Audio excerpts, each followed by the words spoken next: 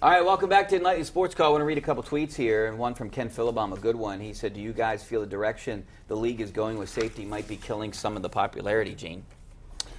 Well, I don't know. I mean, if you mean that the game is not as crazy as it used to be, I kind of reject that notion. I mean, there are a number of, really ridiculously violent hits in every game. So I don't know if it's turning off. I think the violence is more likely to turn off viewers than the safety measures myself. Yeah, I think it's still the most popular sport out there. Oh, there's no doubt about that. And I mean, it might be taking a small hit on ratings, but yeah, it's still a pretty popular sport. Let's go out to the phone lines and go out to Nunzio and Braddock. How you doing, Nunzio? Hey, I'm doing good, guys. Thanks Hey, for I think Juju got a raw deal today, and the league is sending out the wrong message. Ioka, for his hit on Sunday, should have at least got 1 or 2 games, and he gets his suspension lifted. Juju hit the guy face first.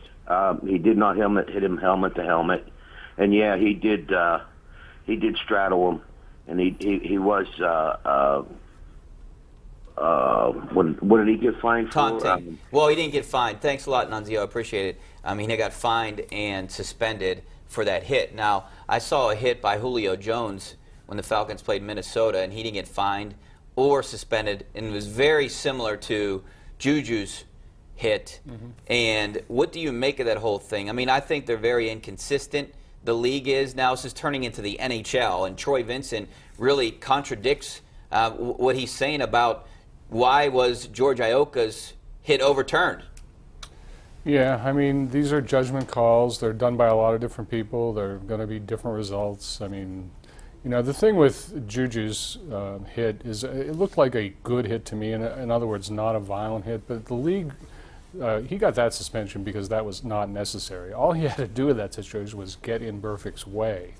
And, I mean, he leveled him. I mean, and, nobody deserves to be leveled more than Vontaze Burfict. But still, I think the league views that as completely unnecessary.